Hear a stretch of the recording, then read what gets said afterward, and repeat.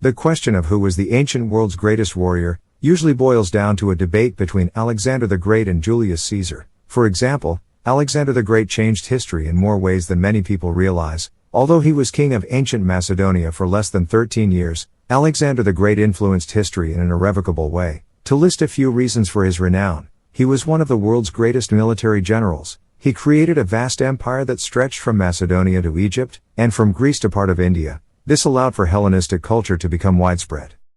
The Hellenistic cities that resulted from Alexander's conquests were significant, because they often became major cities in their respective regions, because they served to spread Greek culture throughout the Hellenic realms, and because they served as places where culture could develop. While Alexander the Great impacted the ancient and modern world, there are many more warriors and military leaders from antiquity that do not get enough credit for their power and influence. Following are 20 things about some such remarkable warriors from ancient cultures.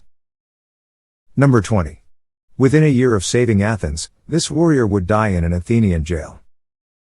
The heavily armed and armored Athenian hoplites under Miltiades' command rapidly closed the distance to their enemy, and smashed into the more lightly armed Persians. The Athenians' reinforced flanks pushed back their opposition, which transformed the Persian line into a bulge surrounded on three sides by Miltiades' men. The Athenians in the reinforced flanks then wheeled inwards to attack the Persian center, which panicked, broke, and fled in a rout to their beached ships. It was a stunning victory, with the Athenians and their allies losing about 200 dead to the Persians 6,400. Miltiades returned to Athens in glory, but it did not last. The following year, he led a strong expedition against some Greek islands that had supported the Persians, but bungled it badly, and suffered a severe leg wound. The defeat of such a warrior of renown seemed so absurd to the Athenians, that they figured only deliberate treachery could explain it. His fellow citizens, whom he had so recently saved, tried him on treason charges. He was convicted and sentenced to death, but the sentence was commuted to a heavy fine. He was sent to prison, where he died when his leg wound became infected. Number 19. Themistocles was another warrior who saved ancient Athens, only to be rewarded with ingratitude. Miltiades was not the only warrior to save ancient Athens, only to be rewarded with ingratitude. Another Athenian hero screwed over by his country was Themistocles. He was a brilliant politician and admiral, whose strategy saved Athens and Greece from Persian subjugation with a victory at the Battle of Salamis in 480 BC. Born to an aristocratic father and a non-Greek concubine, Themistocles was ineligible for Athenian citizenship, until democratic reforms made all free men Athens citizens. As a result, Themistocles became a lifelong champion of democracy. After Miltiades had secured victory for Athens over the Persians at the Battle of Marathon in 490 BC, most Athenians thought the danger had passed, but not Themistocles. In the 480s BC, Athens' state-owned silver mines struck a rich vein, and many Athenians wanted to divide the windfall among the citizens. Themistocles, convinced that the Persians would return, called for investing the new riches on warships. That set the stage for a showdown between the champions of democracy and its opponents. Number 18. Themistocles got rid of the opposition by exiling opponents. There was strong opposition to Themistocles' plan to invest Athens' resources, especially the newly discovered silver in warships. A strong navy meant higher taxes, borne mostly by the rich. Simultaneously, it would enhance the political clout of the poorer classes who would row those ships. A land strategy based on hoplites, such as those who had won at Marathon, would cost less. It also would secure the monopoly of the middle and upper classes, the only ones who could afford to equip themselves as hoplites, on the prestige of being Athens' sole armed protectors. Themistocles got rid of the opposition by literally getting rid of it. Athens had a process called ostracism, whereby the citizens could vote each year to exile one man for 10 years. So Themistocles engineered the ostracism and banishment of his chief opponents, then won the Athenian assembly's approval for his shipbuilding program. By 480 BC, when the Persians launched a massive invasion of Greece, Athens had over 200 triremes, as many as the rest of Greece combined. The city also had a booming shipbuilding industry, and her shipyards were kept constantly busy, churning out new warships. Number 17. Themistocles had to browbeat his allies into standing up to fight.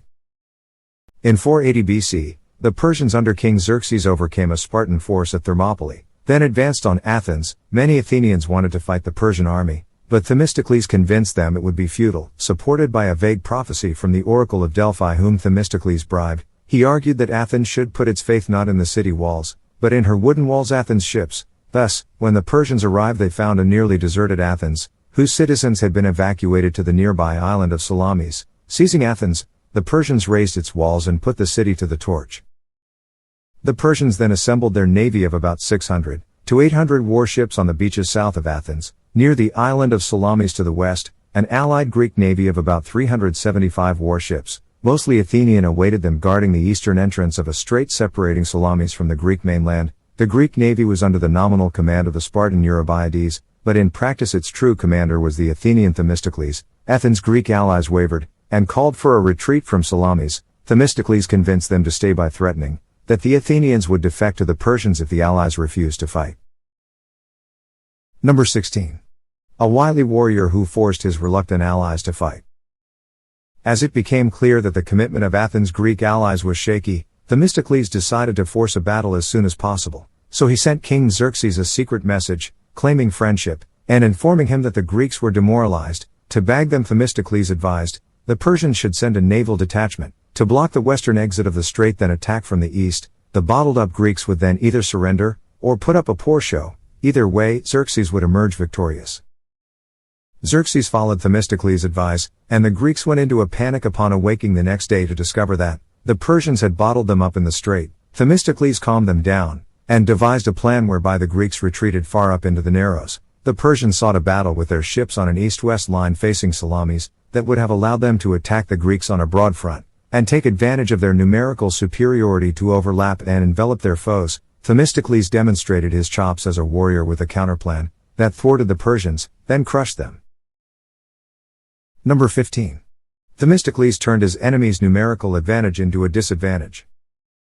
Themistocles drew the Persians into a battle whose lines ran north-south, along the Strait of Salamis' narrow width, that negated the Persian numerical superiority at the point of contact. It also drew the maximum number of Persian ships into restricted waters, by getting the Persians to cram their huge navy into a tight space. Themistocles turned the Persians' numerical advantage into a disadvantage. Persian ships found themselves packed in an ever tighter space, fouling each other and unable to properly maneuver. Simultaneously, more and more Persian captains, eager to impress Xerxes, who was watching the battle from a nearby hilltop, rushed in, adding their ships to the growing jam. To add to the Persians' woes, the waters off Salamis were tricky, and while the Greeks knew their secrets, the Persians did not. All those factors combined to bring about a decisive Greek victory, in which the Greeks lost about 40 ships, while the Persians lost about 300. Casualties were even more lopsided than the ship losses, as many Greeks who ended up in the water swam to the safety of nearby Salamis. Persians, by contrast, were either shot by arrows as they neared Salamis, or were slaughtered as soon as they reached shore. Number 14. The warrior who won history's most consequential battle. No other battle in history, had it gone the other way, would have resulted in as radically different a world as would have occurred if the Greeks had lost the Battle of Salamis. Western history is rooted in Greek civilization, especially Athens' contribution to that civilization. The height of Athenian culture and civilization, featuring an explosion in the arts, literature, philosophy, and democracy, occurred in the decades following the victory at Salamis. If the Greeks had lost, Greece would have become a Persian satrapy. There would have been no independent Hellenic civilization to eventually seed that of the West. Instead of drawing upon Greek civilization, Western history might have become an extension of Persian civilization and culture. The ripple effects might have included no Christianity as a major religion. Christianity only became a world religion after it escaped its Jewish roots, and fused the teachings of Jesus with the Hellenism of the Roman East. A knock-on effect of that would have been no Islam as a major religion. There had been a significant Christian presence in Arabia for centuries before Islam, exerting considerable influence upon the locals. Indeed, many viewed Islam in its earliest days as just another Christian heresy, because of significant overlap between it and Christianity. Number 13. Despite saving Athens, the Athenians ostracized and exiled this warrior. The Battle of Salamis, engineered by Themistocles, was the decisive Greek victory that turned the war around, and saved the Greek mainland from the Persians. Persia's king Xerxes, who until then had personally commanded the campaign, hurriedly took ship and returned home. However, there was still some mopping up left to do. King Xerxes left behind a formidable army under a relative to continue the campaign, but it was defeated and destroyed the following year at the Battle of Plataea. When the Athenians returned to their destroyed city, their Spartan allies asked them not to rebuild the city's walls as a sign of good faith. Themistocles led a delegation to Sparta to negotiate, and dragged out the negotiations while the Athenians feverishly rebuilt their walls. By the time the Spartans caught on, the walls had already been erected. Afterwards, Themistocles' political fortunes declined. Despite having saved Athens, his city screwed him over. Not given to gratitude for long, the Athenians ostracized and exiled him some years after Salamis. Nimbly, he went to Persia and ended his days governing some Greek cities in Asia Minor on behalf of the Persian king. Number 12. The ancient warrior who beat Hannibal. Publius Cornelius Scipio Africanus got the Africanus honorific because of his military victories in Africa. A formidable warrior, he was one of the Roman Republic's greatest generals and strategists, best known for his conquest of Carthage's territories in Iberia during the Second Punic War. He closed the war strong, capping it off by defeating Hannibal on his home turf at the Battle of Zama in 202 BC, to end the conflict with a Roman victory. Scipio's first mention in the historic record dates to 218 BC, when he led a cavalry charge that saved his father, one of that year's consuls, from encirclement by Carthaginians. He survived the disaster at Cannae 2 years later, when Hannibal nearly wiped out a Roman army 87,000 strong. Scipio was one of the few Roman officers to keep their wits about them, and cut their way to safety with 10,000 men, the sole survivors who formed the nucleus of a reconstituted Roman army. Number 11. In his first campaign as a commander, Scipio transformed the war's strategic picture. In 211 BC, Scipio's father and uncle were defeated, and killed fighting Hannibal's brother in Hispania. In elections for a new proconsul to lead an army to avenge the defeat, Scipio was the only Roman willing to seek the position, which others eschewed as a death sentence. Only 25 at the time, Scipio was underage to be elected a magistrate, so a special law was enacted to give him command. He opened the campaign and established his credentials as a warrior of note, with a surprise attack in 209 BC, that captured New Carthage, modern Cartagena, the Carthaginian seat of power in Hispania. Scipio's capture of New Carthage changed the strategic picture, and the course of the war. At a stroke, he secured ample supplies, as well as a great harbor and base for further operations. He then campaigned across Hispania, winning a series of victories. By 206 BC, he had wrested all of Hispania from the Carthaginians. Scipio then returned to Rome as its most successful general to date, and was elected consul in 205 BC. By then, Hannibal was isolated in southern Italy, cut off from supplies and reinforcements. Then Scipio transformed the war with another bold stroke. Number 10. This warrior saved Rome from its greatest peril to date, only to be rewarded with persecution and prosecutions.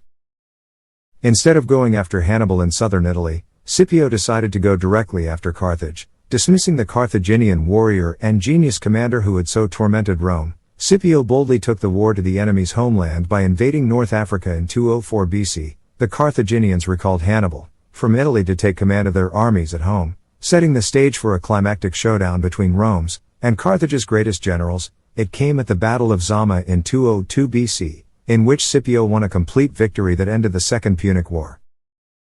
Scipio returned to Rome in a hero's welcome. However, while he was widely celebrated and lionized by the general public, he was hated by fellow patricians, jealous of his accomplishments, and resenting his high status as the Republic's foremost warrior. Scipio's enemies went about tearing him down. They persecuted him with trumped-up charges of treason, bribery, and general corruption in order to sully his reputation. The ingratitude left Scipio disillusioned and bitter, and led to his withdrawal from public life. He retired to his estates in Campania, where he remained until his death in 183 BC. Number 9. Before Julius Caesar, there was Gaius Marius.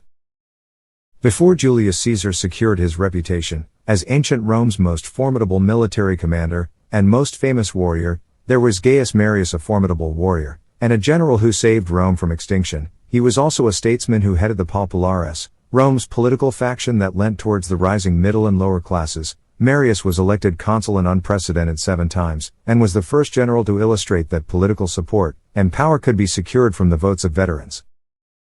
Marius was not an aristocrat, but a plebeian from an equestrian or knightly family. He joined the Roman Republic's political power structure as novus homo, or new man, a term for those who were the first of their family to serve in the Senate.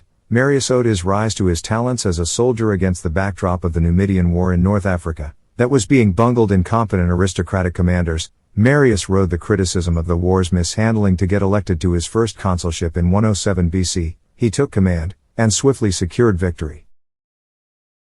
Number 8. The warrior who revolutionized the Roman legions.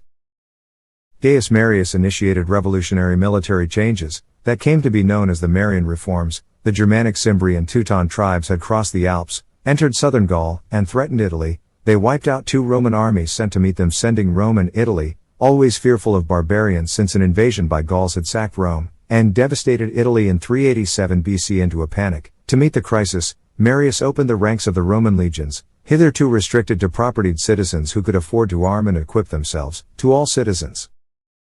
Until then, Roman legionaries supplied their own arms and armor, and were not paid salaries. As a result, the legions were restricted to the financially comfortable. That kept out a vast manpower pool of Rome's poor, whom Marius turned to and tapped to fill the republic's depleted military ranks. Instead of relying solely on those who could afford to equip themselves, Marius opened the legions to all Romans, including the poorest. Henceforth, the government would furnish legionaries with their weapons and armor, and pay them salaries. Number 7. Gaius Marius' reforms had unforeseen effects that transformed Rome. An unforeseen knock-on effect of Gaius Marius' military reforms was the way in which they transformed the character of the Roman army. Until then, the Roman Republic's military had been a middle-class and patrician institution of unpaid amateurs. The Marian reforms transformed it into a professional army, for whose legionaries military service became a career. They came to look to their generals, not the government in Rome, for rewards during service, and for severance pay and retirement benefits upon their discharge. Marius' reforms and his competence as a warrior and general enabled him to win the war against Numidia. They also allowed him to raise and train an army that crushed the Germanic Cimbri and Teutons, and removed their threat to Rome by 101 BC. That made Marius Rome's most popular politician. By 100 BC, he had been elected consul 6 times, with the barbarian threat removed. However, Marius' limitations as a politician, which had been masked by his brilliance as a warrior, emerged. With the emergency over, Marius' political star dimmed as Rome's traditional power brokers reasserted themselves. Number 6. The decline of a formidable warrior. In 91 BC, the social war between Rome and her Italian allies broke out. Marius was recalled to service, but had to quit because of poor health. Sulla, a former subordinate, prosecuted the war to a successful conclusion. The rise of Sulla's star, while that of Marius fell, led to friction and jealousy. It broke into the open in 88 BC. That year, Sulla was elected consul and was appointed by the Senate to command a war against Pontus. Marius got a tribune to call a popular assembly that overrode the Senate, and gave command to Marius. Instead, that was technically legal, but highly unusual and controversial. Sulla surprised Marius and everybody by marching on Rome, a first in Roman history, and forcing Marius and his supporters to flee. Sulla entered Rome, where he got the Senate to pass a death sentence against the Marians, then marched off to the war against Pontus in 87 BC. When he left, Marius, who by then had raised an army in North Africa, returned to Rome. He executed about a dozen leading Sullans, and displayed their heads on pikes in the Forum. Marius was then elected consul for a 7th time, but died just 17 days into his term in 86 BC. Number 5. The great Roman warrior eclipsed by Julius Caesar. Gnaeus Pompeius Magnus, better known as Pompey or Pompey the Great, was one of the greatest statesmen and generals of the Roman Republic's final decades. Pompey was first Julius Caesar's son-in-law, and partner in the first triumvirate that divided up and ruled Rome, then his rival, and finally his enemy. His career, as well as the ups and downs of his relationship with Caesar, were pivotal in the transformation of the Roman Republic into the Roman Empire.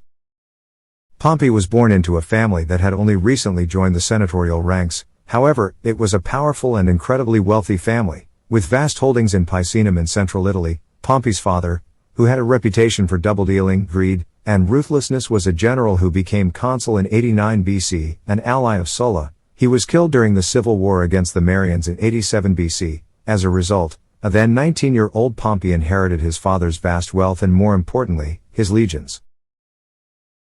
Number 4. Pompey secured the Mediterranean for Rome. When Sulla returned to Italy from the war against Pontus, Pompey joined him with 3 legions to march on and seize of Rome. Sulla then sent him to recapture Sicily and Africa from the Marians, which he accomplished in 2 lightning campaigns by 81 BC. Pompey then executed the captured Marians and was named Magnus, or the Great, by his troops. After Sulla's retirement, Pompey menaced the Senate into appointing him commander of the war against the final Marian remnants in Hispania, which he eventually won after considerable effort by 71 BC.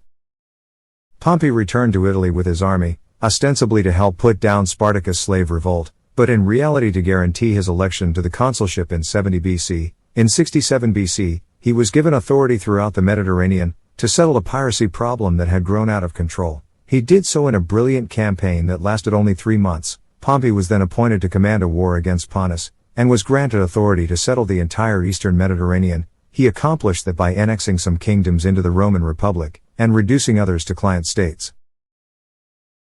Number 3. Pompey and Caesar were allies, before they fell out.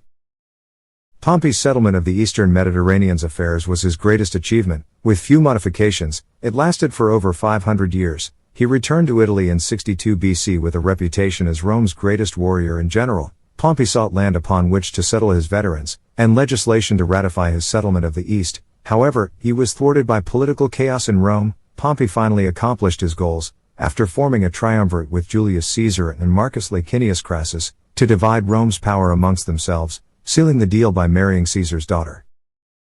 After Crassus died in 53 BC, followed by Pompey's wife and Caesar's daughter soon thereafter, the remaining triumvirs drifted apart, and finally went to war in 49 BC. Caesar invaded Italy that year, forcing Pompey and the conservative Optimates to flee to Greece, where they raised an army. Caesar followed, and Rome's two greatest generals finally met at the Battle of Pharsalus in 48 BC. Caesar proved greater and Pompey's army was crushed. Fleeing, he sailed to Egypt where he was inveigled to come ashore, only to get assassinated and have his head chopped off as soon as his feet touched Egyptian soil.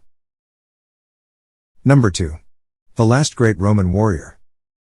Flavius Aetius was the last great general and warrior of the Western Roman Empire. Born into a military family, he spent part of his youth as a hostage of the barbarian Visigoths, and later the Huns. Living amongst the barbarians gave Aetius valuable insider knowledge and insights, which came in handy later as he fought to prevent Attila the Hun from overrunning Western Europe. Attila ruled a multi-tribal empire dominated by the Huns, that spanned Eastern and Central Europe. During his reign 434 to 453, he earned the moniker the Scourge of God for his depredations.